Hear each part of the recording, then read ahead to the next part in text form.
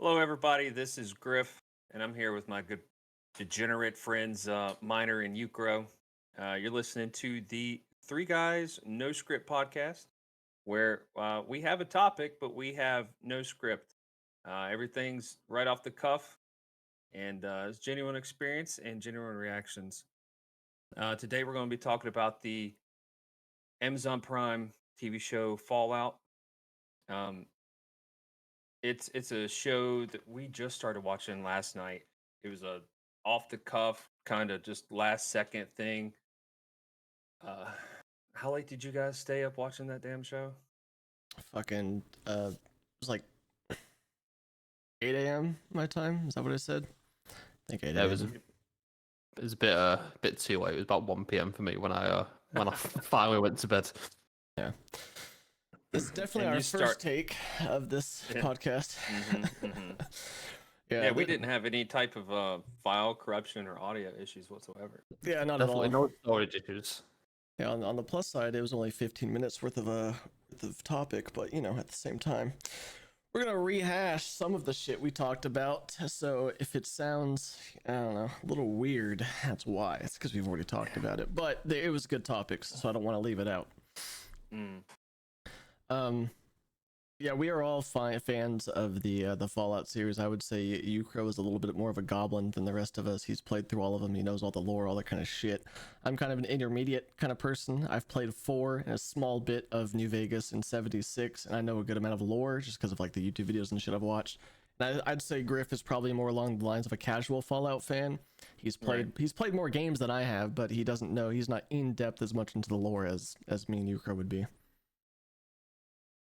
So I think that's an interesting thing because you've got 3 people with different backgrounds and knowledge of the show, and that actually played a huge part when we were watching it because throughout the show they have so many little Easter eggs, like all the little Nuka-Cola bottles here and the mini Nuke figurine and the bobbleheads and this and that. And I noticed those, but then there was like other stuff that you guys were like, "Oh, look, it's the little horse thing. What was it called? The The Giddy Up little horse." Buttercup. Yeah, yeah. There's stuff like that that you guys are noticing. But um, we did start very late in the night watching the show. Like I said, it was kind of just a random thing. We're like, "Hey, you guys want to watch the show?" And we're like, "Yeah, sure, fuck it." And holy shit, that is an amazing show. Yeah. It did such a great job of maybe not pulling um every little bit of content from the games, but they adapted it in their own way that it stayed extremely true to not only the lore, but you could recognize things from the games, places from the games. Not necessarily the characters. I want to say all the characters are pretty unique and original Mhm. in themselves, but Yeah. um, It was definitely a other good balance. I would say, like, you don't want it to be too fan servicey.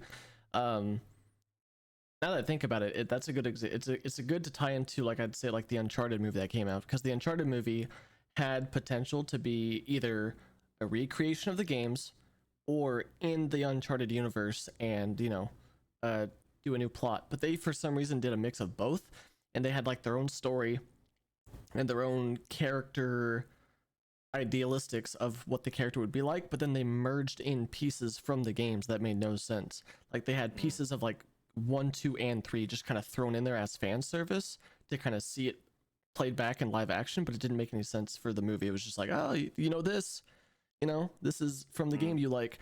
But I think in the Fallout series they did a perfect blend, because, like you said, there's good little Easter eggs and there's good little pieces of the lore of Fallout, but they kind of still kept it to be its own staple of the series. It was kind of like its own game in a way. It fit perfectly within the series without trying to take from the actual games itself to shove in there. yeah. Yeah, the It way wasn't the based on the video game. It was just based on The the lore universe, of right? yeah, yeah, the way the fan service was done was really it was really well put together. Like little callbacks to like 1, 2. Saying that pretty much every game in the series had some sort of callback to it, Mm-hmm. which is real way to think of when you think that no, apart from 1 and 2, no games in the same area. Yeah. This somehow blended it together really well. Yeah, you had the western kind of aspect of it with all the the wasteland desertness of New Vegas Mhm. with what's his name, Cooper or Coop, who was the ghoul. Very western cowboy kind of thing, and then you had Lucy from the Vault, which that's how 3 and 4 started. You come from a vault, you go to the surface. You're very unaccustomed to the surface life, and then there was little bits from 1 and 2 that you guys had noticed, especially with like the Brotherhood of Steel, all those Yeah. things. I will say, of course, obviously there will be spoilers as we talk. Maybe a little late into it, but better late than never. Yeah. Obviously, Yeah, we have by the seen the way. entire show, and there's going to be spoilers. So if you'd like to see the show for yourself without getting it spoiled for you, go and watch that, and then come back to this because we will be saying heaps of spoilers to talk about it. Mm-hmm. I will say also on the topic of merging things, I think that they had at least one song from every single Fallout game in there. Like even 76 had a song, I think. It was 16 tons. Yeah. Yeah, that was like one of the last fixing the songs. armor. Mm-hmm. Yeah, which was cool. There's a lot of songs I didn't recognize, but Yukro was like, "Oh yeah, that's from this game. That's from this game." So I was like, "Okay." So it seemed like every song that they used was from one of the games, which is nice. So what's crazy is like when I used to play the games, I didn't really listen to the radio like on Mhm. your Pit Boy. So like I know of like I don't want to set the world on fire, um, in Uranium Fever and things like that, Big Iron and all those things. Which I'm very upset that those 2 songs were not in there. Big Iron was not in there, and Uranium Fever was not in there. Let's Maybe just hope season 2. 2. Yeah, let's just hope Yeah. in season 2. The Season 2 is ones, definitely getting Big Iron. Oh yeah, if they because they teased fucking New Vegas at the end of it, so they gotta play Big Iron. the one song that I did recognize, and it like sent chills up my spine, was when Lucy goes to Vault 4 and she pulls up the NCR flag, Mhm. and it was the Fallout 4 main title song. I was like, "Oh, yes!" Yeah, that was nice. I think I had that exact same reaction. Hmm. She lifted it up. I was like, "Oh, I've just got goose." Like I was in the car, man. I was like, I've literally just got fucking goosebumps. It Yeah. started. I was like, "Oh my god, it's the fucking New Vegas like theme music." The Yeah. main Was it the menu. new- Oh my god, Was that New Vegas theme music or was that Fallout 4? New Vegas. Well, Okay. I'd say it was probably both because, like I said, I have very little experience with New Vegas, so I don't think I would have caught on to it. So I think they probably used it in both. Because I caught on to Yeah. it instantly. I was like, "Oh, that's the 4 theme." And you're like, "Oh, that's the New Vegas theme." So they probably used it in both. Yeah, maybe.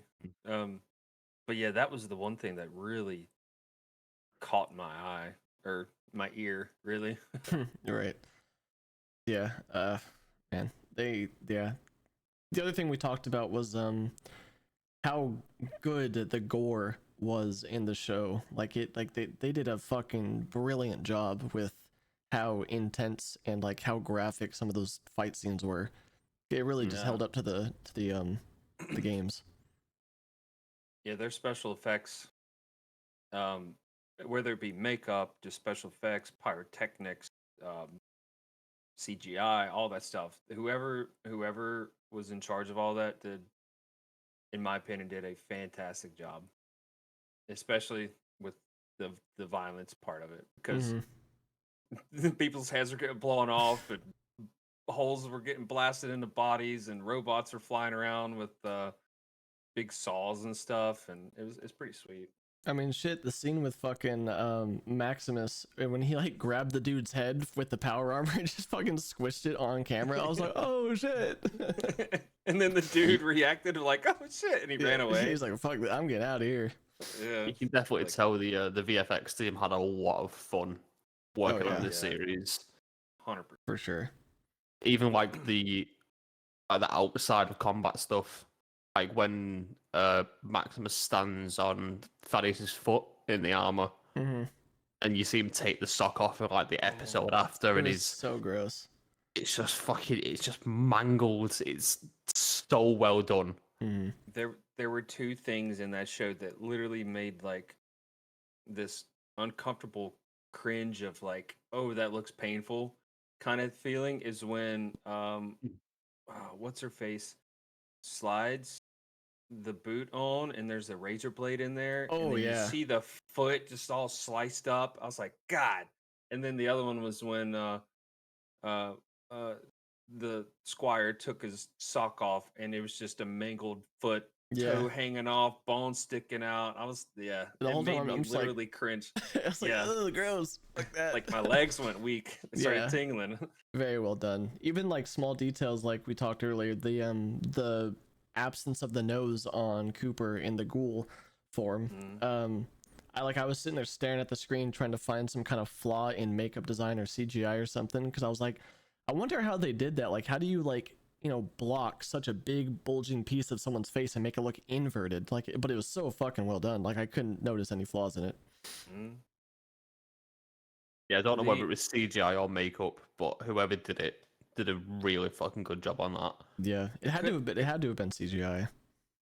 yeah, either that because I remember several Halloweens ago, I did this liquid latex thing on my face, and I used tissue paper and masking tape to like block my nose off. It was almost like a Voldemort kind of thing. Yeah. And from an angle, it looked like I didn't have a nose, but the second I turned, you could tell. But like in the show, you see the side profile, Mhm. the front of his face, everything, and it just looks like no nose.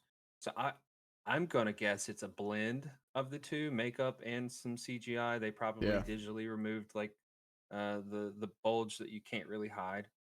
That's what I'm Yeah, looks like I guessing just happened fucking stick my finger in that shit. there. Just while we're on about design, can we talk about the set design for a second? Oh yeah, Yeah. The beautiful set design designs. throughout the show is fucking amazing. Well, I think what did you say the how much they had? Like, what was their budget again? It was like 120. Was, It was like 100 something 100 million, which really isn't much. 153 million for 8 episodes. Yeah, I mean, if you think about it, some fucking movies and TV shows nowadays go into the fucking billions with how much they have in terms of their studio design. But like 8.5 hours more or less of content they did throughout this season, and there was just so much fucking set design. Like even the cars, like the cars were a 1-to-1 in the video games, and they were fully functional cars. Like the doors would open, and like like everything, it looked real.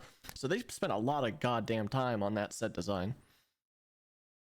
Even Yeah, you- even in the areas where there wasn't really a set, like out in the desert, Yeah, like wherever they filmed that, they'd have like a random phone booth sticking out of the sand, or like a billboard. disheveled shack or a billboard.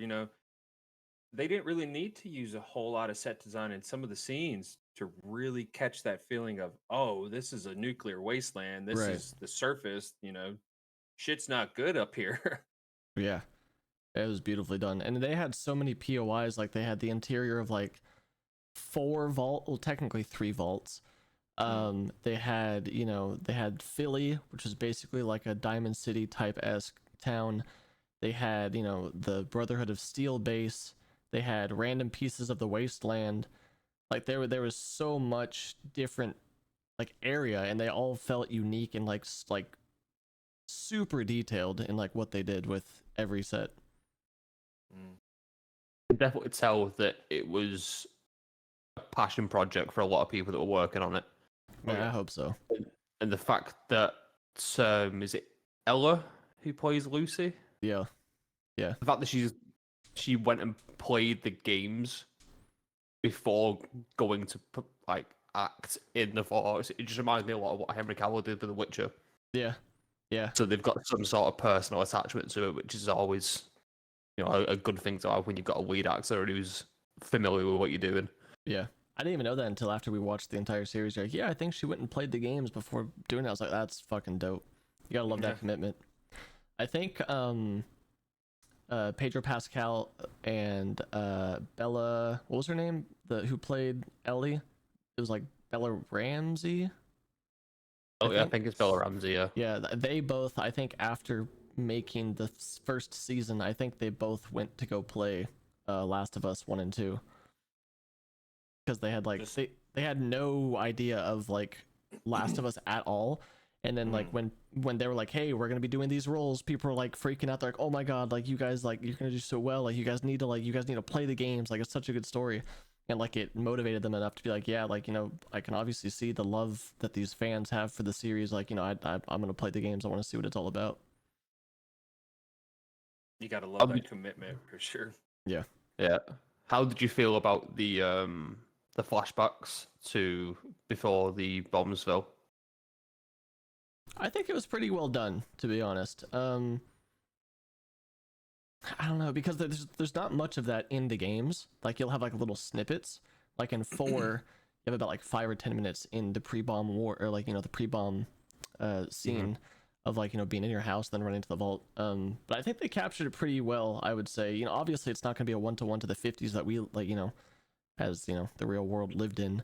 But you can definitely see stuff that are blended in, like the outfits and like the way that, like, you know, houses looked. Like they had like the old fashioned, you know, like light blue fridges and like the bubbly type of appliances and stuff like that. I think it was done pretty well.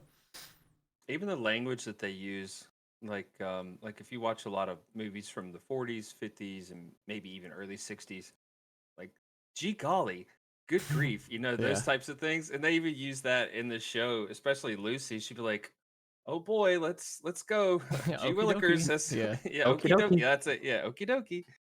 Yeah. So they stay true to that type of culture feeling of, I mean, even Fallout's like that, you know, it's essentially based in a 50s-esque Mm-hmm. time frame. Yeah. So. Just on the topic of Lucy's okie dokie, the way she like retains a certain level of innocence throughout Yeah. the season as well, while still being somewhat corrupted by the surface, Yeah. is handled so well. Mm-hmm.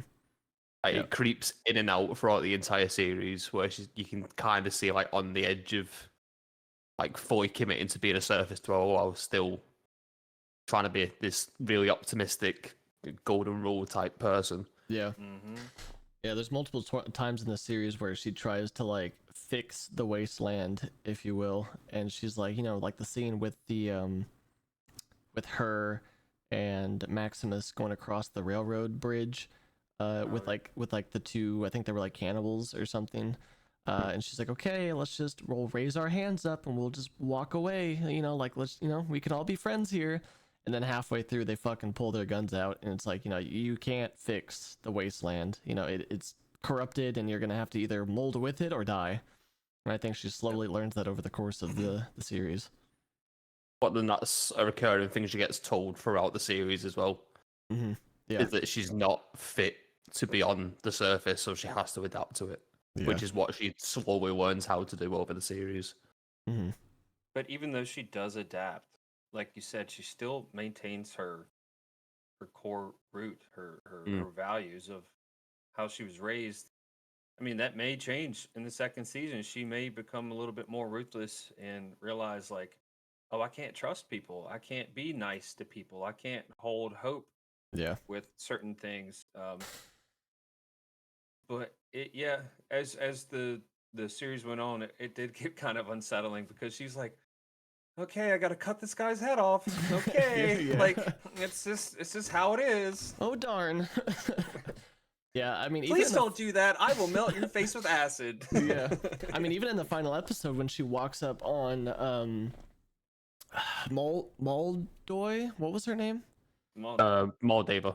Yeah, Moldo. Yeah, she even walks up to her with the head and she's like, you know, I planned on just like fucking blowing everyone up in this building, but like, you know, that's just not how I was raised. So like, you know, she's still, even at the final episode, she's still sticking to her roots of how she was born. It's kind of cool. That corrupt, you know, like beforehand, she would have never thought that. Yeah, she wouldn't have even like dared to. Yeah. But we did get to see a brutal side of it in episode 1. Like, if she needs to fight, she's going to fight. She just doesn't want to fight. Yeah. I mean, even then though, she used tranquilizer darts. She didn't kill anybody. Well, we're forgetting about the The glass jar. The Oh, glass jar. well, she technically still didn't kill him. She lacerated his face, and then he came back, and the dad killed him. Yes. She did No. 90% of the work. Yeah, yeah, that's true. Yeah, I guess it's just They that look kind like of a- fight or flight kind of thing. But then the way you're shown at the beginning what she can do as well. Mhm. Like you get told she can fix things. You get told she's had like firearms training. So her going out and being able to like operate a pistol with a very quick inspection, Yeah. it's believable because we know she's had that training. Whereas in the games, it's just kind of, yeah, I can do this. Yeah, especially in Fallout 4, because it's like, you're just like this fucking dad or mom, I guess, depending on who you pick. You're like either this like house mom, or you're like just this. I mean, I guess it makes a little more sense if you play as the dude because he's a veteran. I, Yeah, I kind of yeah. forgot about that. But if you play as the woman, you're just like this housewife, and then like you're like, all right, I'm out of this fucking cryopod. I know how to use 10mm pistols. I'm beating the shit out of rad roaches. Like, it's just Use this fucking fat man. yeah, just gonna go find my son. Yeah, I mean, The- going back to like the set design, like even like the little things, there was things where in Vault 4, Yukro and I paused the episode when it pans to the table, like in Maximus's new room of like the goodie bag, and we are like, okay, how many things did they have in here? And they had like the sugar bombs, they had fancy lady cakes, they had like a whole bunch of Blamco. stuff. Yeah, they had the Blamco mac and cheese, but then they added a few new things too, like the sardines and the oysters and everything like that. Because as far as as far as I know, that those aren't in the game, but I was like looking at it, I'm like, damn, that's so cool. I want that. Even the package design is the same as what it is in the games. Yeah, it was like Mhm. 1-to-1. And So the it's not water even- bottles. Yeah, Yeah. yeah, the purified water. Yeah. Mm-hmm. And it doesn't look cheesy. Like it didn't look like somebody took like a fucking Trix box and then slapped a fucking Sugar Bombs logo on it. Like it looked like it was a completely fabricated in-universe box. Yeah, so it actually looks like the prop team has actually looks at the assets that they're making, Right. and they're just going, yeah, we can do that fucking 1-to-1. It's not a problem. Yeah. And again, going back Rather to their than- budget, like having so many, even like the small things, like, having the goodie basket and having like Nuka-Cola placement everywhere and like the Giddy Up Buttercup. It was like all those little things, they must have added up price-wise over time, but they Yeah. still fucking managed with, a small budget, in quotes. Right. Yeah. No, it's only 150 million. It's Yeah, I make that in a week. To be fair, with the- the collaboration between Amazon and Bethesda, that could have been a lot higher than what it was. Right. Oh, Yeah. And they've done a really good job with what they were given. hmm Yeah, I don't know who other than Todd Howard was on the executive side of the production. Because I know Todd Howard was executive producer, so he kind of sat there and was, guiding where the show would go and like, because I think before the show came out, he had announced like, yes, this is canon in the Fallout universe, but it's not going to be tailored towards one of the stories you already know. So I think it was kind of like I was telling you, Chris, I was like, it could have been detrimental just knowing the fucking past of Bethesda and what they do with like, having actual Bethesda people in it. They could have fucked up, but I think they did it really well. So I've just done a quick scan through the names on IMDb. The only one that I recognise from Bethesda is Todd Howard, which was a executive producer on all 8 episodes. Okay, yeah. and then the director, it was something Nolan. Jonathan wa- Nolan, it was. Okay. I wonder if that's Christopher Nolan's like brother or something. That'd be Maybe. quite cool. Yeah, maybe. So, so we talked about a good bit about Lucy so far. What did you think of Maximus in his like development? I 'Cause think at first I thought he was just like big whiny baby, big like kind of scared, Mhm. real timid, and then he lucked out and got to become Squire, and then you just see him kind of snap a little bit, and I'm like, all right, he's finally getting somewhere now. Yeah, I think we said it too. Like even like from the very beginning, we got very big Finn vibes from A Force Awakens. Like it seemed like it kind of felt very similar to like him being like in the stormtrooper type setting where he didn't really belong, but he was like kind of put into that situation because that's how he was grown up. And then he's just kind of dealing with like this path that he was given. I noticed the same vibes, but this time I feel like they actually did good because in The Force Awakens they fucking destroyed his character because it could have been like, oh, he's this person who was raised as a stormtrooper his entire life and he's rebelling against the Empire, and like, this is where his character arc could go, and then they butchered that. But in this show it kind of felt like, he was shoved in the scenario, he rolled with the punches, and he kind of like just kind of got molded by the environment that he was put into. But I don't know, obviously he's still stuck with the Brotherhood until the end. We'll have to see what he does in season 2, because Moldover at the very end was like, you may not be able to destroy the Brotherhood, but you gotta at least try. So even though he kind of was being praised for quote unquote killing Moldover at the end and like being he's a new knight now. They right, claimed him as Knight Max. right, yeah, so he like he's put in this position of like higher power in the Brotherhood, but we'll see if he kind of like takes that or if he still rebels and like fucks up the Brotherhood. One thing that I noticed as well, I don't know if you'd noticed it, Mana, the Maxim carries a lot of weight in the Brotherhood. Yeah. And obviously Maximus is only 2 letters off. I was wondering if they were gonna, like, he was gonna drop the other 2 letters and become some sort of Maxim in this like discontinued like time periods. I was wondering if they're gonna go down that route with it. Yeah, because it's Elder Maxin, right, in 4.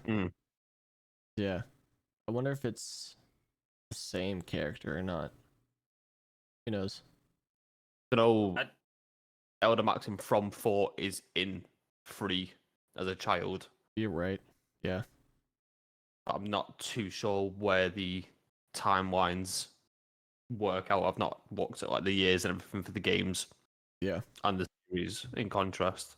Well, I think you said something about the show being after 2 for some reason. There was something that popped up during the show that you were like, oh, okay, well that lets me know that this is after 2.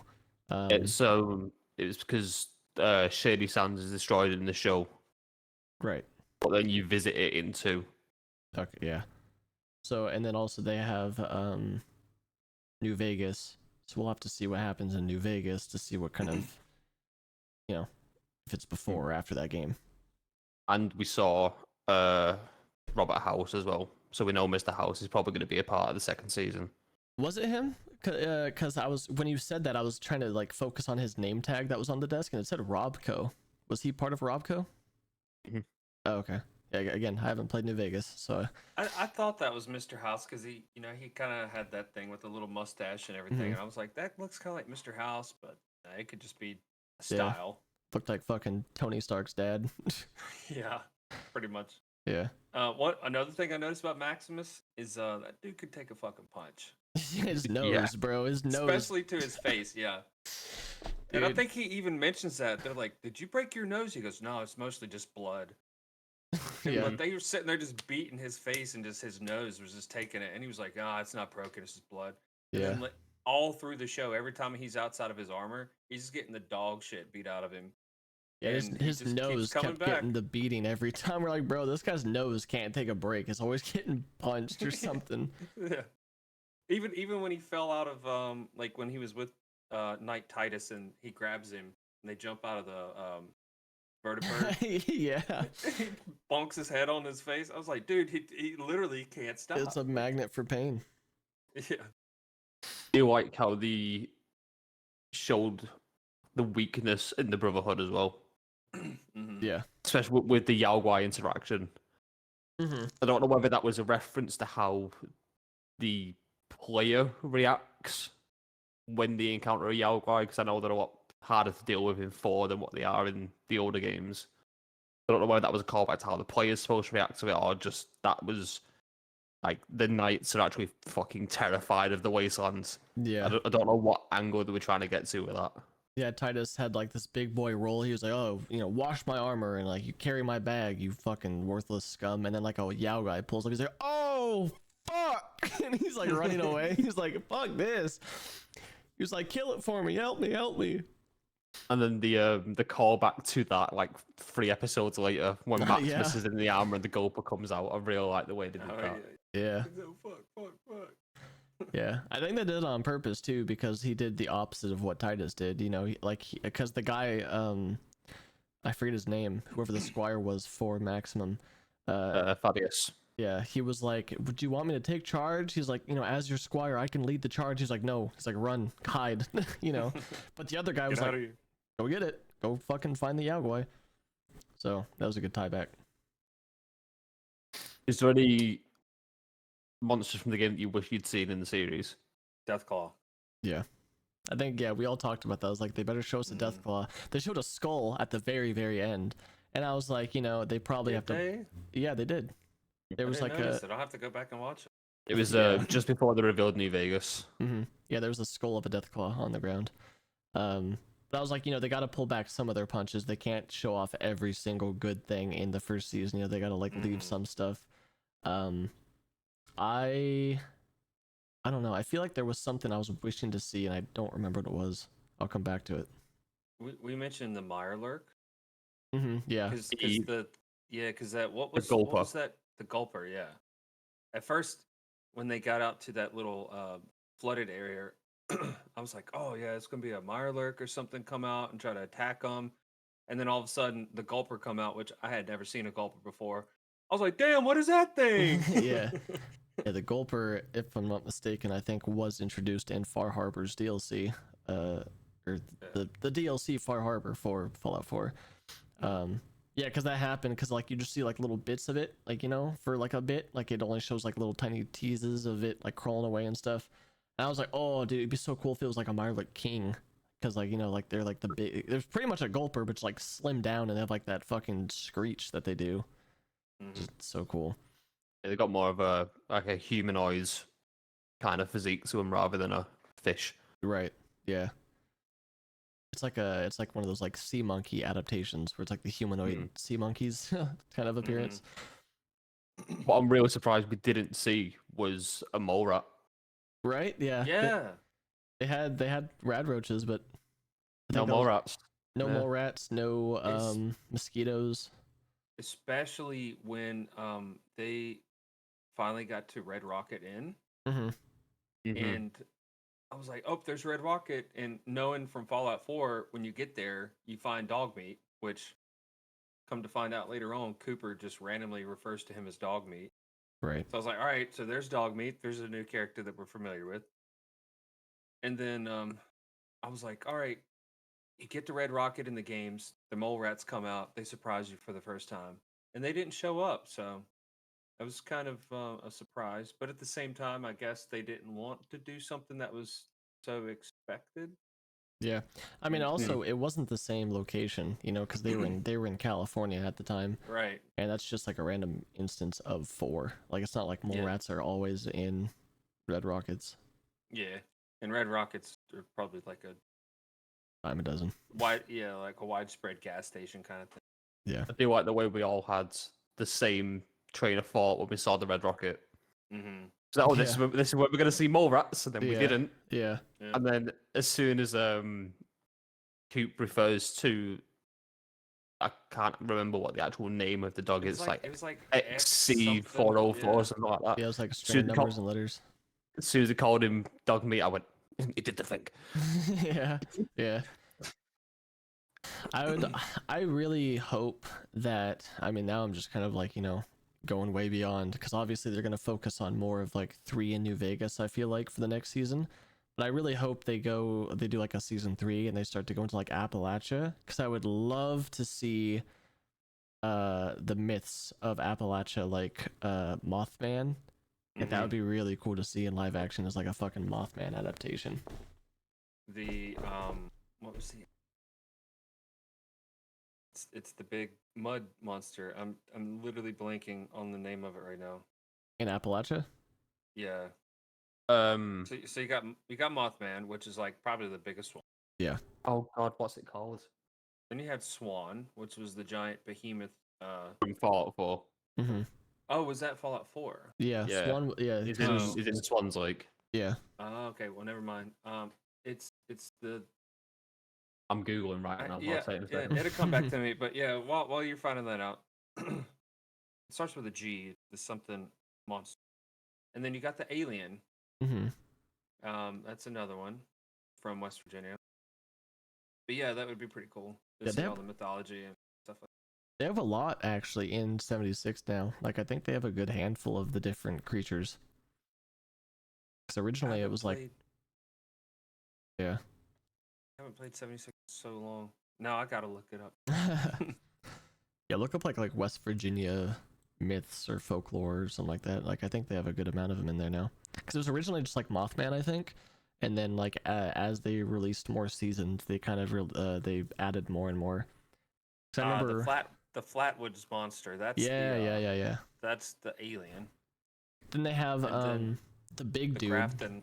Yep, that one. The Graft. That's the one that's like. That's it. The Grafter The mu- Beast, the Grafter Monster. That's Yeah. the one that I was thinking of. It was like made of muck and Yeah. ash and just goo. I thought it was like all muscle or something. I thought it was like a big like muscly thumb looking motherfucker.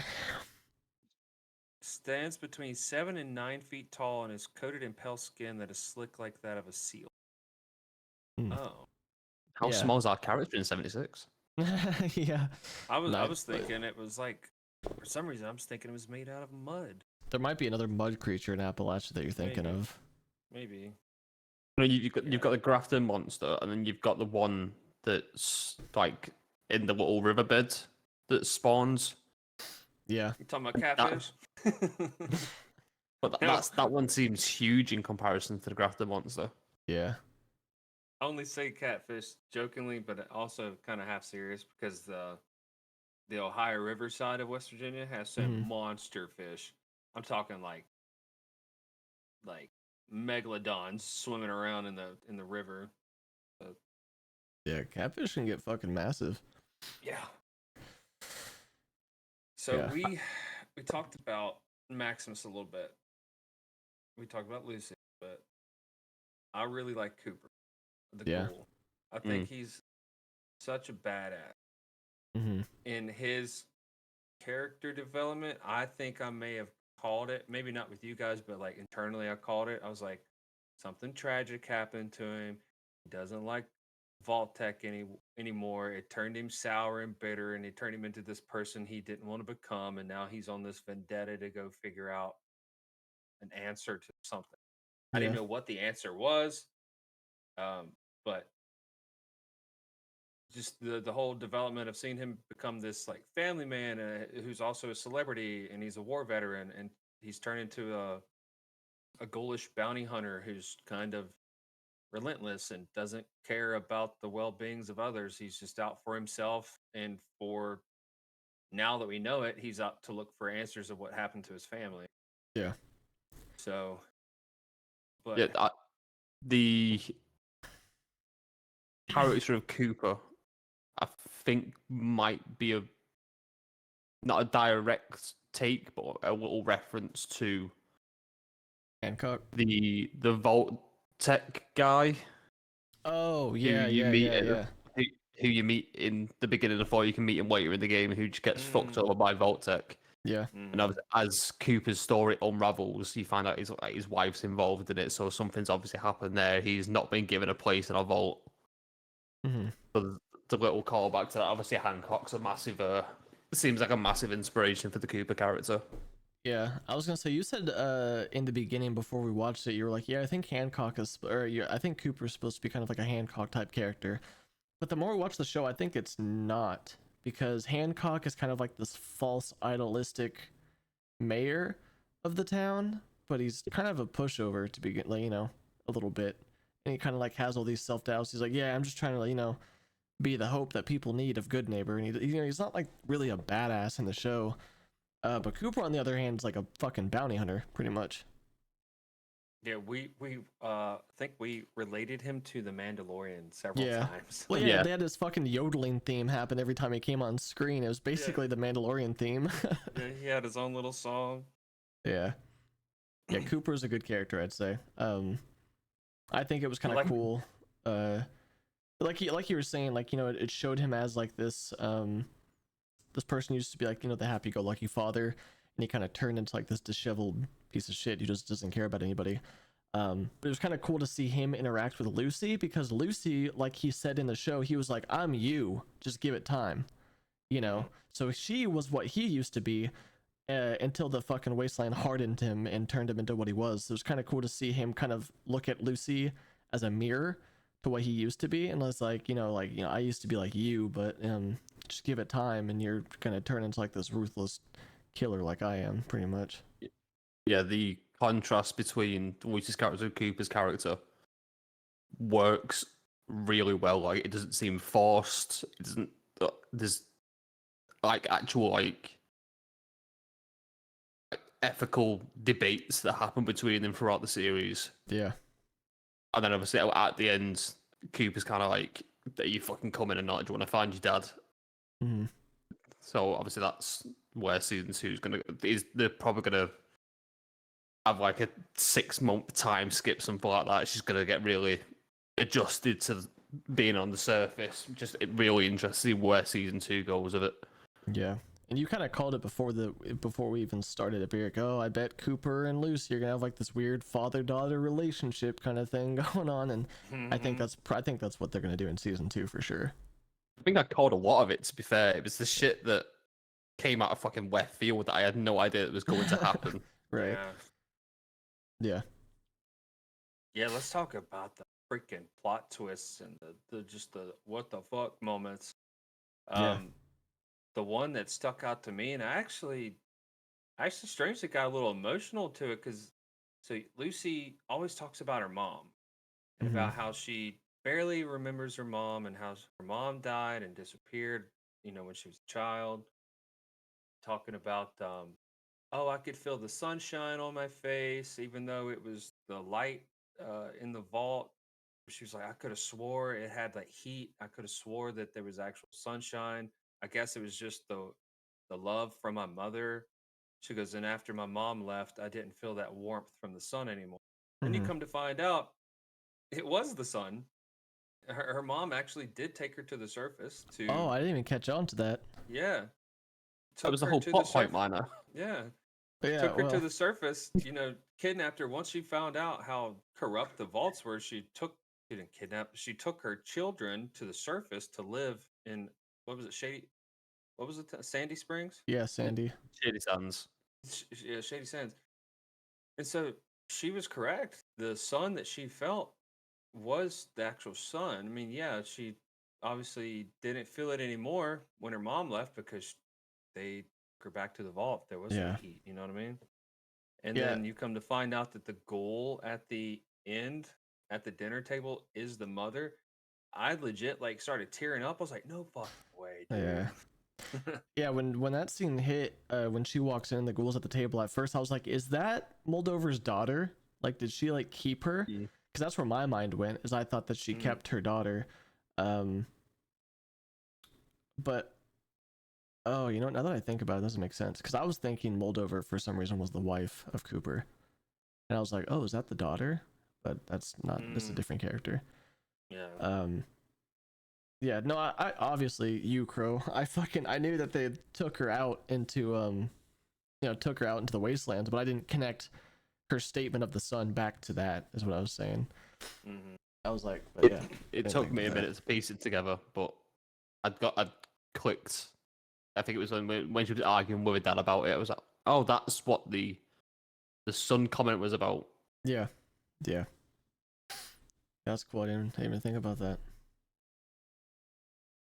Another one of those like shock moments was the initial like nuclear bomb at the start. Oh where yeah, Cooper's with his daughter at the birthday party, and you just see the nukes going off, and you're like, oh, there's one, there's two, there's three, there's four, there's five, and it just Yeah. kept shit kept blowing up, and then that last one was like miles away from Cooper trying to Yeah. get away, and that just Yeah, 'cause you had to go down that windy road to get down from like the mountain or whatever. And I was like, I was like the one that was off in the distance. I was like, I mean, maybe, but like you're so much time's being lost. You going down this windy road, and then like that last one dropped right next to him. I was like, you're fucked. I was like, you're not running from that.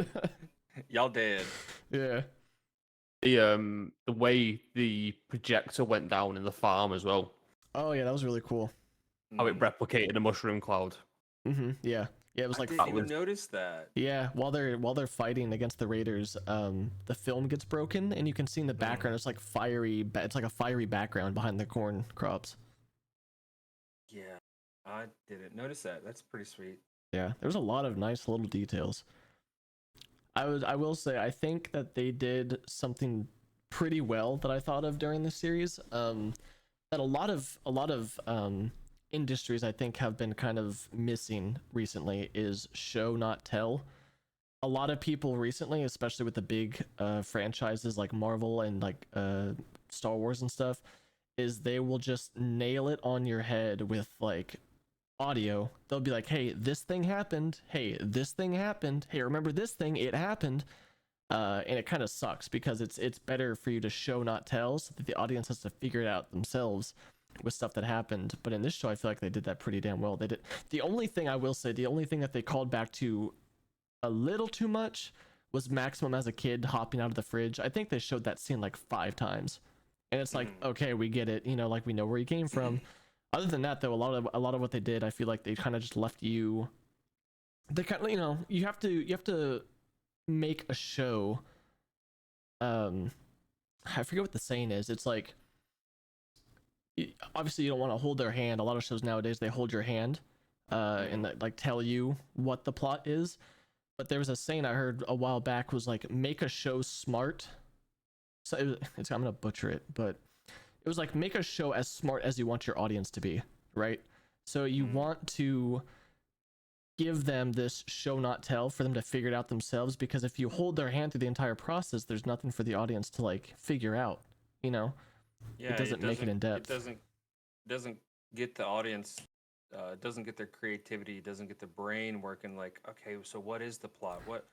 Oh, this happened, and I should have seen it coming because of this. Oh, it all makes sense. Yeah, you don't want to talk to, if you're putting on Barney, obviously you want to talk to your audience like they're kindergartners because that's who's watching. But these are mostly like young teens and adults and stuff that are watching this show. So they definitely allowed the creative process and the storytelling to be to a point where they trusted us to be able to figure this stuff out without having to hold our hand. Yeah, that's what I was trying to say is For sure. yeah, they definitely just, it was nice.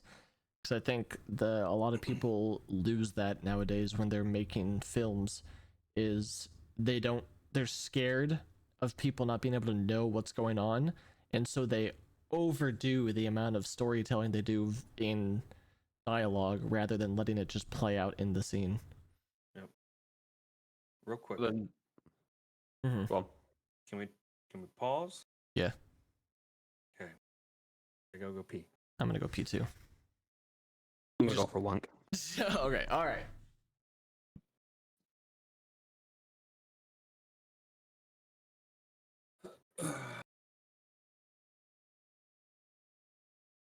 Two cool microphones. They're both turning different colors. Holy shit. Look how sick nasty those things are. And then not only that, but the chair. You got one. It's like black mesh with the opening and back, and the other one's like all up in the top with the red. This is why you don't and have the a solo black. podcast.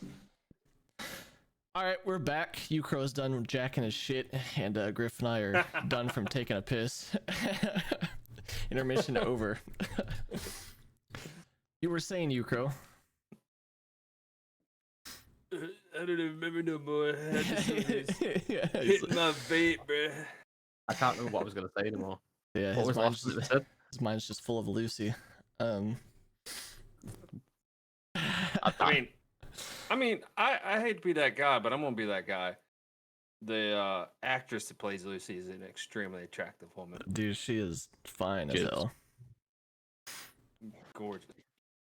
And The lady she that somehow still pulls off the sweet and innocent, but also a fucking psychopath look. Yeah, yeah. I will think it's the- say the- I didn't know her beforehand. I had like this is the first time I've seen her in a show, but apparently she was like in Arcane, like that League of Legends show. She was in what was it, Kick-Ass? I think Kick-Ass yeah, 2. Kick-Ass 2. Yeah, and she's like in a whole bunch of Maleficent other as well. stuff. Yeah, and then she was like young Maleficent in the Maleficent film. Like she was in a lot of stuff, but I just haven't seen her before. Hmm. They honestly like all the other than the main three characters. I would say that they did not only a good job with mixing up the variety of people. It wasn't just like a whole cast of like super beautiful and handsome people with like everyone's a freaking Victoria's Secret model or a Yeah, Abercrombie and Fitch model. Like you had people of all different types and backgrounds. You had a little bit of everybody was represented, and yeah, then you got the accents like Cooper's accent, Mhm. his old Southern accent like this. Even though, like me being from the South, you hardly find people that actually speak that way. really. It's more of like like that type of Southern accent's not very common. Hmm. It can be depending on where you're at, I guess, but Do you think they project it when they do it? I think his accent was pretty dang good. Like I said, it was more like I think it's called transatlantic accent. Or All right, it's fancy kind of man. like that yeah, it's kind of like that Gone with the Wind thing, that Louisiana Yeah, like late 1800s kind of accent where you kind of talk like this. It's real sultry and very got that very draw on your voice. yeah, it's not one of these kind of accents that you might hear more today. Yeah, But anyway, to me it did not sound forced. yeah, no, It actually sounded really nice. It was pleasant to listen to him talk. yeah. On the And then topic of accents, fucking Lucy didn't even know she was British the entire time. Perfect American accent. Yeah, we found that out after we finished. I think it was a few episodes in. yeah, We looked her up to see what she was in, and you're like, oh, she's a British actress. Oh yeah. you're like, I have a chance, guys. You're like, yeah, okay. Yeah, man, you should DM her right now. Tell her she smells good. You wanna make my Dude. comic explode? that comment when Lucy and Maximus are in Vault 4 and they're Uh-huh. waiting in the little room and he's like, "You smell good." She's like, "Oh." And she just kind of like looks down. She's like, "Thanks." So you want to have sex? And he's like, yeah, yeah. he's like, but the thing might happen. She's like, what thing is, when like penis gets all hard and blows up like a pimple? He goes, it's gross. Yeah. I was like, Dude, dang, Fucking they Yuko really was ain't teaching you crying guys during nothing. that shit. I was pissing myself during that scene. When he was all giddy with his like hors d'oeuvres and shit like that, he's like, "Do you want to make my dick explode?" Yuko lost Yeah. it. That shit was hilarious. Yeah, there's so much good little humor like that in there. Oh god. The Just- huh? I was just gonna say while we're on the topic of characters that aren't the main three, Hmm. Mm-hmm. who's your favorite side character? Ooh. It's gotta be dog meat. Come on. Oh, yeah, Dog- Dog Dog Meat. Meat No, carried it. No, we're counting Dogmeat as main cast here. All right. He's a good boy. I really like that they added the character of Codsworth. I really like that they added the voice actor of Codsworth in there. That was nice. That was a good touch. Yeah, it was Yeah. very short, but it was cool. Didn't expect that. I didn't even realize it was the actual Mhm. Codsworth actor Yeah, until quite late as well. yeah, that was a nice It was touch. nice that they actually got him back in for it. That's definitely. I don't think that would be my favorite character, side character wise, but I do like that they did that. That was a fun little fan service. Heck, man, I can't even think. There were so many like cool characters. They all had their moments. Dang, that's tough. I'm gonna have to come back on that one Yeah. because the ones that come to mind is like, the brother, Lucy's brother. Yeah. What's his Mhm. name again? I can't recall. And I closed Norm? down mine. Was it Norm? I think it was Norm. Maybe. Yeah, he was a good. He was good. Yeah, his character progression, even like he started off, he was just kind of the problem child. He didn't really fit Mhm. into any of the jobs that were given him, and they even addressed that. They're like, "We've given you janitorial duties. We've put you here. We've done this. You've done that, and you suck at everything." He lack enthusiasm. Yeah, basically, you lack enthusiasm in everything. Yeah. And the only thing that he got enthusiastic about was coming together to figure out what was really going on with the vault. Mm-hmm. And at the start, um, he showed cowardice because he hid from the raid, Yeah. and then he realized, I lost my dad because of it, I lost my sister because of it, and all these other people died around me, and I wasn't there to help, try to prevent it.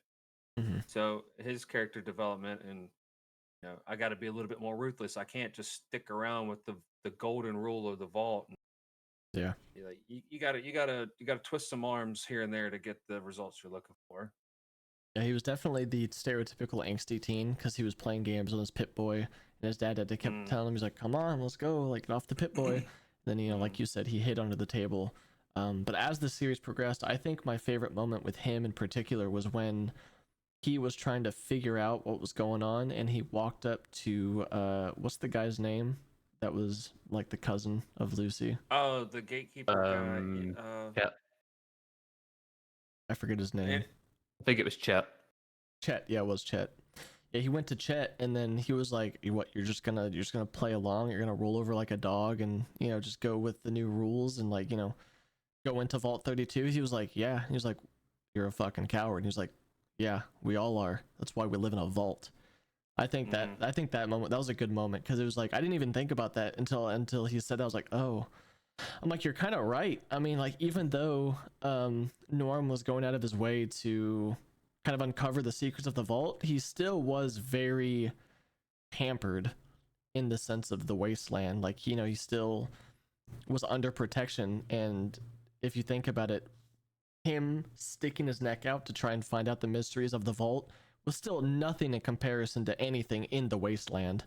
Oh yeah, it has its own dangers, obviously. Right, but yeah, but like you're not worried about getting shot in the face or eaten or dying from dehydration or radiation poisoning, things like that. Yeah, that was a good scene. I like that. Speaking of Chet, isn't it crazy how he just became freaking stepdaddy just like that? Yeah, he fucked a pregnant woman one time, and he just no, I don't think he never even got to. Oh yeah, remember? Because they got started, and then she's like, "Oh no," and their water breaks, and then boom, baby, he's just like, "Well, I guess I'm stepdaddy Chet now." Yeah. The whole time when he's like, fucking playing with the rattle in front of the kid and like, packing up their house to leave and everything else. Like, dude, you just got fucking shoehorned into being stepdad for this child without any of the fun. What was her name? Stephanie Harper, the blonde Yeah, woman? Yeah. That whole thing, yeah, like she came to him and was like, "I miss my husband so bad," because he died in the raid. She's like, "I miss my husband so bad. Here's some of his stuff." It's like, "Here, wear his shoes, put on his jacket," and then she's like, "Oh," and she starts calling him by the husband's name. I was like, "Yo, she's." It's like she's in some mourning right now, but old dude's about to get lucky. Yeah. And then it didn't happen because baby. I just realized because Norm kind of interrogated her more or less when he was leaving. He was like, "Hey, you came from Vault 31. What was it like?" And I didn't even think about that, but is she a character from the pre-war? Because she came from 31, and 31 was like all post or like pre-nuclear war people. Yeah, it all seems to be the Vault-Tec employees, or at least what we've seen. They're all Vault-Tec employees.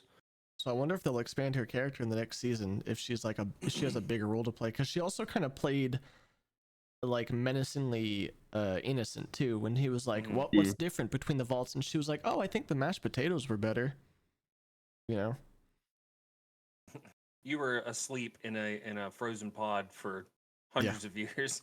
Well, You never yeah. ate potatoes. Right. Well, she obviously, I think she knows something that she Yeah. wasn't telling. So I wonder who or what her role was in 31. Then she's got overseer position in 32. Mm-hmm. Yep. Yeah. It'll That's be right. interesting to see where that goes. Yeah, I forgot about that. I will say, I wish the Robo Brains looked a little different. They looked a little clunky. I was expecting the Robo Brains to be like the big robot Mhm. thing rather than this little fucking Roomba.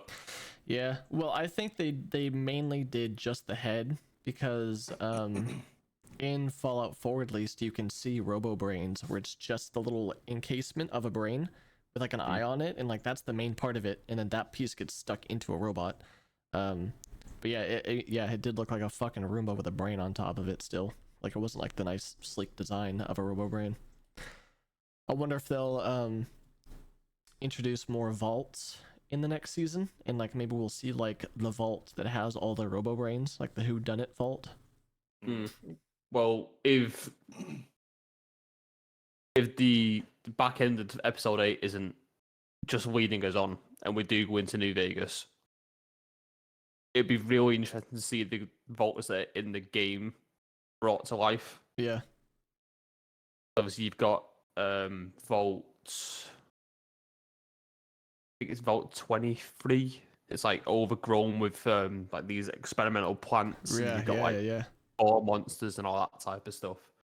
I mean, they did talk about them too at some points when they're on there. They're at the oval or the round table or whatever. All the different companies were like, "Oh, we should do the one where like the kids are taken away from their families," which I think is a real vault. And then there was the one where like we should overpopulate this vault and see how they survive. Like they nodded to like actual vaults that are in the games, which was kind of cool.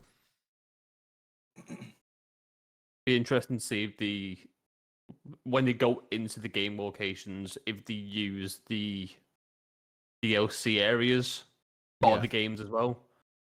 Obviously, if going into New Vegas with Big Mountain's already been shown because Big MC was in that Mhm. that board meeting you were just talking about. The divide, the Lonesome Road DLC, that'd be really fucking cool to see where that's going. Yeah. Obviously, depending on whereabouts in the timeline it is, whether it's been blown up or not. Yeah. I will say though too, they do have to be careful to not over fan service the fuck out of New Vegas, because you still want it to be its own world without doing what I said before, where it's like, you know, like with Uncharted, they kind of just threw in scenes from the games without it making sense. So if they do reference things from the actual game, they got to be careful not to just kind of shoehorn it in there. That's what I was thinking. If we get to see the divide before it was blown up, because we never get to see that in New Vegas. Yeah, that'd be cool. And then they can be like solidify like this happens before New Vegas happens, which I suppose you'd probably be able to tell with how New Vegas looks once they get there. You'd probably be able to tell what whereabouts it's set anyway. But it'd be interesting to see if they bring in things like Caesar's Legion, Yeah, because obviously that's a main faction in New Vegas. Brotherhood's already there. Hopefully they go down the same route with the Brotherhood, where they're just in this fucking bunker in New Vegas. They're not really out and about like they are and everywhere else. Yeah, I'm curious where they'll take the NCR, because it kind of looked like they died off at the end of the season. Kind of what they got a bit fucked by the Brotherhood at the end of that episode. Yeah. But when they reactivated the power, the entire city came back on. So Yeah. their headquarters building got wiped out, but there's probably still tons of them out there. Yeah, that's true. Come back together to form a resistance or whatever. Yeah, during that So- scene when the lights were coming on, Ukro was like, "Come on, show it to me. Show the fucking city of New Vegas get lit up. I want to see it." And then 3 minutes later, fucking New Vegas off in the Yeah. distance. Yeah, they did that well. Also, something I didn't even notice. Hmm. I didn't realize that New Vegas lit up in the distance. Oh, Oh. it didn't. No, he Oh. was wanting that. He was like, you know, because it was panning throughout the city. He was like, "Come on, show me New Vegas." It was only towards like the very end when they showed New Vegas. Yeah, during that too, I was like, there it is. Yeah, as soon as the Yes. light started flickering on, I was like, "Go on, show me the Lucky 38, show me the big fucking flashing lights," and it never came, and I was so annoyed. Yeah. And then it cuts to the dad walking through the desert, and it's the fucking Deathclaw skull, and he looks up, and it's just New Vegas off in the distance. I was like, yes. Yeah. Yeah, they did also use the ranger armor with like that random family. They had like the ranger helmets. That was cool. Yep. It looks like the helmets didn't fit as well, which is quite a cool little detail. Yeah. Yeah, there's So obviously it wasn't their armor because the helmets don't fit. It's very small detail, but it was nice that they actually put it in there. yeah. Was it more of a mask, like a gas mask and a helmet? It wasn't just like one whole piece. It wasn't a helmeted face mask, wasn't it? It was Yeah, two it's separate like parts. it's like a not a- like a bike helmet, Yeah. Yeah. and then like a clip-on thing. Right. It Okay. was like an army helmet with like a gas mask front piece. Like I think the back was still revealed. Because like I think Yeah. in the game it's kind of like a like lack of a better term. I think it's more of like a power armor helmet kind of, right? In the game. Like a big Well, It's bulky probably helmet. closest Like a- to the original power armor rather than the Yeah. 4 and 76 power armor, but yeah. More like a full-headed or full-face motorcycle helmet. Yeah. Yeah, kind of like Okay. that. While we're on the topic of power armor, Ooh. Okay. I don't know whether I like the fact that it used the new power armor over the not? old ones Why not? because the power armor is supposed to be something you learn. You learn. I mean, Yeah. So in 1, 2, 3, and New Vegas, you have to undergo power armor training to be able to use power armor. mm-hmm. Whereas Maximus just throws it on and instantly knows how to operate it. Yeah, I think with the first time he put it on, I was like, he should not be able to fucking move in this armor. you're right. And then he's just like, yeah, I know how to operate these fucking jets and I Yeah, can move freely and all this type of stuff. So I wish they would have kept the not like instantaneous knowledge of knowing how to operate power armor. yeah, Fine Well- with the design, it's just the method of getting it, which annoyed me a bit. But I suppose if it's catering towards newer people, that's how it works in a newer game, so it does make sense. You mhm. said Maximus just knew how to activate the thrusters on his arms. I don't think he did, because when he was in the fight, they kind of just kicked in, and he Oh, even yeah, had like yeah, this it look was, of yeah. like, oh shit, I can do this. Yeah, And then obviously when he was trying to fly and trying to stabilize himself after getting launched, he failed epically at that because he ended up crashing into the ground like a meteorite.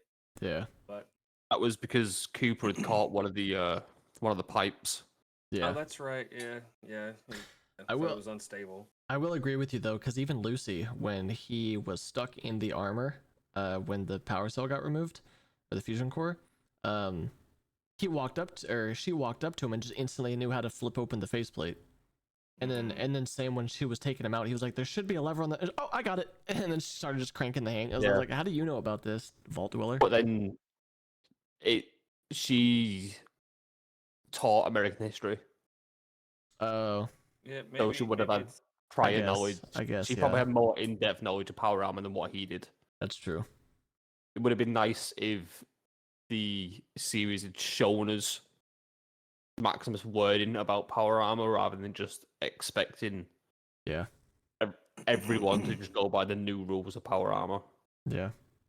I do think though, I think it is smart for them to have used the power armor from 4 along with like the modification stations of like where you would put the armor. Mhm. Because not only is that going to be the most recognizable in the series, you know, because 4 is like the most popular, in terms of like, not in terms of like fan base, because I know fan base likes New Vegas the most, but in terms of like, I think sales, it's the most popular.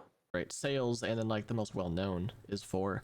But also I feel like it also just kind of works in terms of a show, Because if I was watching the show and they're wearing like this fucking skin tight piece of metal armor rather than a bulky piece of machinery, I'd be like, oh, that's not fun. You know, like I want to see this big clunky machine beat the shit out of people. I don't want to see like some close to the, you know, like super slim down metal plating like they have Like in an the other Iron games. Man. Yeah. Can see Yeah. it from both sides, I suppose. Yeah. Would have been nice if they did have a mix of it though. Yeah. I think that would just throw a wrench in like continuity though. Yeah, it could do actually. Yeah. It is weird though, because you know they have like you said, there's pieces of like 1 and 2 with like the location and where they are and everything like that, but then they also use assets from the later games. So I don't know, it's a nice blend. Like I said, I think they did a good bit of like everything because they wanted every type of Fallout character to have something attached to, and it is its own area in the canon. So Oh yeah. Speaking of using things from the other games, that fucking assault rifle. yeah. You The mentioned that like 3 second times. I saw that, I was like, "Why that one?" Yeah. Like, Yeah. He's talking about the one that they used with the power armor, by the way. The like Yeah, the yeah, big yeah. bulky I forget even what it's called, but it's like the the big. one that it's called an assault rifle Yeah. in Fallout 4, but it looks like a fucking Lewis machine gun. Yeah. Yeah. The thing's massive. Yeah, and they didn't even use it until like the final episode when they're gunning down the think- MCR. We saw what one bullet come out of it Yeah. until episode 8, Yeah, when they're going full And auto then- with it. and then it's just everyone's just got everyone's just got that infinite legendary effects on these assault rifles because no one reloads in that entire battle. Right? Yeah. It's just had the infinite ammo capacity. Yeah. Same with the 10mm. Why did it have a fucking revolver chamber in it? What was up with that? The one that Lucy was carrying around. Yeah, and the Squire, it's same thing. As he was shooting it, it was a revolver. Mm-hmm. Yeah. And that's not how the 10 mil is, right? The 10 No. millimeters magazine fed. Well, Yeah. the right? It's like The a 5mm. the original 10mm, the the original 10mm that Lucy picks up is the Fallout 4 one, Right. and then she just kind of loses it Yeah. at some point because it's when they go into 4. Like she's got the 10mm before she goes in, and then she leaves. She's not got a backpack anymore. She's not got the pistol. Mhm. Not explained where it's gone. Yeah. Yeah. And then she gets this revolving semi-automatic pistol from somewhere. Yeah. I do like the weapon design that they did because like we were gushing over one of the first recognizable weapons we saw was the junk jet where a dude got impaled with a baby's foot. So they had like that, they had the Ripper, they had the Laser rifle. laser rifles, they had the Ripper. That was cool. I like that they actually used Fallout weapons. The pipe weapons as well. Oh yeah, You had yeah. all the different variants of the pipe rifles with like the different stocks and magazines and scopes, barrels, all that type of stuff. Yeah, it was very Some of nice. some of those things look janky. Like Yeah. that weird doctor that kept running around. Mhm. He had that he was about to shoot himself, and then all of a sudden the Squire walks by. He's like, "Oh, wait a minute! I can sell you this medicine to fix your foot." So he runs up to him with the gun. It looked like a damn broom in his hand, just Yeah. from how long the barrel was Yeah. and how thin it was. I think that was like the pipe rifle that got turned into a sniper or something. Like, 'cause it had like the big long stock in the back and like the long barrel and everything. It was a long barrel. Yeah. The 100%. designs for the pipe rifles were weirdly better than the design for like the manufactured weapons. Yeah. Yeah. Oh, you also noticed, you were like, why do the vault security have pipe weapons? Yeah, that's something that threw me off. I didn't even notice that 'Cause- until you mentioned it. Like in the games, they have like 10 mils. They've Mhm. got batons. Obviously, the cryolators in 4. 111, Yeah, it's in Yep. 4. Yeah. It's locked behind the master lock. and then for some reason they've got wasteland guns instead Yeah. of the manufactured ones, which is something that threw me off a little bit. The only thing that I could think of was the reason they have him was because of the Raiders. I When was the about to Raiders say that, came yeah. in, maybe they scavenged all the things that they could get from the Raiders' dead bodies. It could definitely be that. Yeah. But then something else as well. They had Brens Said at what? the start. They had Bren SMGs at the they? start during the raids when they were Oh. doing the firearms training. They had Bren guns, Oh yeah. Oh, mm-hmm. I remember those. which I can't think of an instance at all in any of the games where you get a Bren. Yeah. Yeah, I don't know. I'm sure they were just leaving things up to creative liberties at that point. Maybe. Yeah, it's not that big a video. I'm not gonna be like, this is false. This fucking sucks. My Fallout brain says this doesn't exist. Yeah, exactly. They were using 762 by 39 when it's actually 762 by 54. On that And the, note, boys, we are reaching an hour and 16 minutes. So I will say, wrap it up. yeah, I say, what are your final points? What We was- want to do some predictions for season 2. I'm down. Yeah. So I'm gonna say, Yuko, you're right that Lucy and Cooper are gonna develop maybe not a father-son relationship, but they're definitely gonna develop a not even romantic either, but they're definitely gonna have a father-ish, daughter-ish type thing going on, or Mhm. a protector, teacher, some type of thing go on. Yeah. Dad, the dad who was the overseer, Yeah.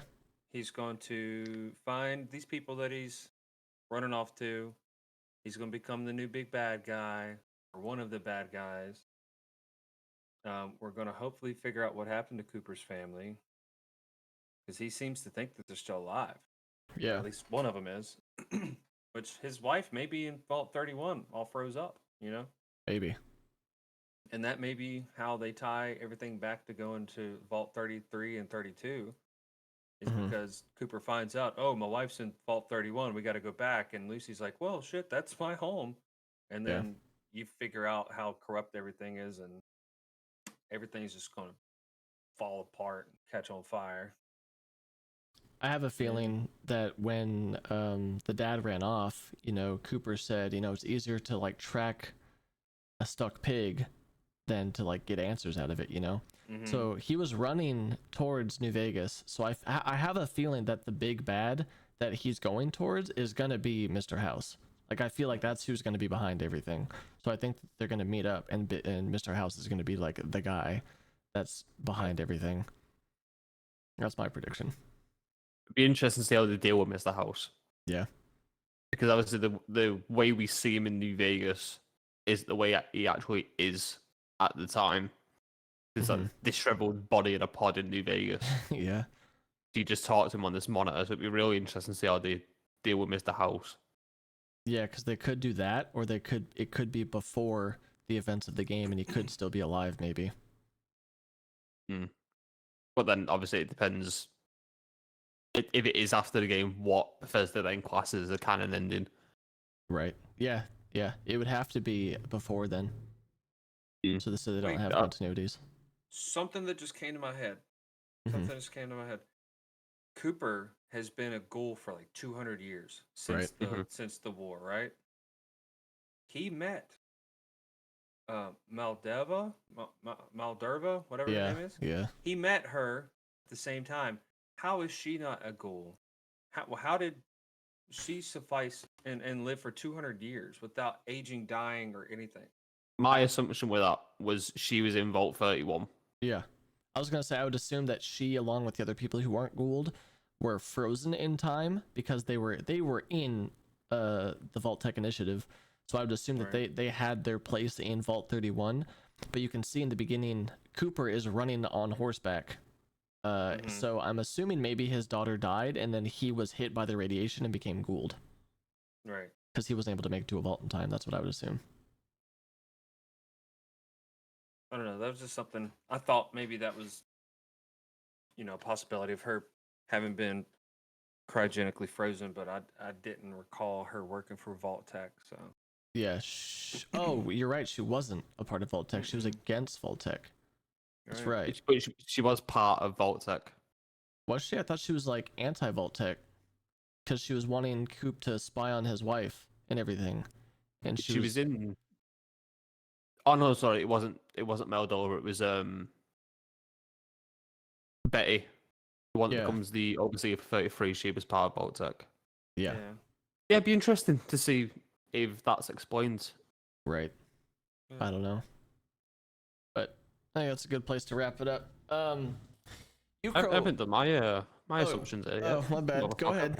ahead. No, we're good. Cut it. Oh. No, there he goes. We're wrapping it up. Yeah, fuck Yukro's opinion. I think obviously with the established timeline of New Vegas, from what we already have, to see certain aspects to unfold before the game happens. So Yeah. maybe because her dad's got the Brotherhood armor, he runs over and kind of infiltrates the Brotherhood on the New Vegas side. And there's some sort of like conspiracy there. I'm hoping we'd see some aspects or like mentions of Caesar's Legion, because they don't get into New Vegas till the game starts, and obviously if it's set before, there's like little murmurings. Yeah. Obviously the Brotherhood needs to show up. Right. The Enclave is in New Vegas, so we might actually get to see the Enclave next season, which would be really good. But the Enclave realistically should have been it was mentioned this season, but we weren't showing the Enclave. Yeah, they mentioned him a few times, and they were like, "What the Enclave's real?" But they didn't do Yep. anything with it. Yeah, they showed the There's a lot- labs and stuff. Yeah, there's Mhm. a lot of stuff that could potentially happen in season 2 that I'm really excited to see. Yeah. I think Cooper and Lucy are gonna establish this student-teacher thing, where it's like reciprocated between them both. Maybe Cooper's gonna soften up over the season and become more welcoming to people. Are we gonna find his wife? Gonna have to make a decision whether to leave her alive or kill her because she's involved with something that he's just like completely against. Yeah. That's going to be a moral conflict for him. Lucy's moral conflict is going to be whether or not to kill her dad, Right. which she seemed conflicted about at the end of season 1. Mm-hmm. Hopefully season 2's enough time between for her to make her mind up. Yeah. I want Dogmeat to come back. I don't know where Dogmeat ended up in after the battle. It'd be nice if Dogmeat came back. Oh yeah, he was walking alongside Cooper at the very Yeah. end. Yep. I was just Was about to he? say he was. Yeah, because when we were watching it, you were like, "Where's Dogmeat?" And then he like came out from the bushes or something to walk towards Cooper. Oh, yeah. Yeah. And a few of the enemies from New Vegas as well would be quite interesting to see, like the Cazadors. Yeah. It'd be quite cool to see. Hopefully, we get to Giant see ants. Fireworks. I want to Because see Fireworks the are more prominent. I want to see the thing that like the lizards that run at you on 2 legs. That'd be terrifying. Or the gecko things. Yeah, the geckos. Yeah. Trying to think what else is in New The Vegas big- that isn't The in the other big games fire now. ant. The big fire ants. Oh Oh, yeah. the fire ants. Yeah. Mhm. The boomers would be quite interesting to get in contact with. We in still haven't season seen 2. super mutants either. I think we got teased one Yeah, in in the lab. Or either whatever. episode 1 or 2. Yeah, the lab. All right. Well, Ukro, Yep. since you didn't do our intro, you will now have the lovely ending So for for the us. outro this time. Yep. So that was our initial reaction to season 1 of the Fallout series. We'll come back in a year, see if we got anything right. Yeah. It'll be episode fucking who knows, like 152 by the time we come back. We're like, all right, season Yeah. 2 time. Season 2, we sat up till fucking 10 o'clock in the morning watching this. My body hurts, man. I don't know if I can do that again. My chest is so sore. I was the only smart one. I was like, I'm gonna go to bed. I'll watch Yeah. this later. Yeah, you Griff cry. bitched out. Yeah, little Mm, bitch. I smarted out. Get it right. So Yeah. that was episode 2. We'll see you next week. I have been Ukro. I've I'm been here Griff. with Griff and Oh, am I saying it myself? Yeah, Minor. I thought you were saying it for No us. This script. is- yeah, No script. fucking no yeah, script. We really are just like fucking going with that no script thing. Jesus. Yes, sir. So we will see you next week. Goodbye. All right, see you guys. See you guys later.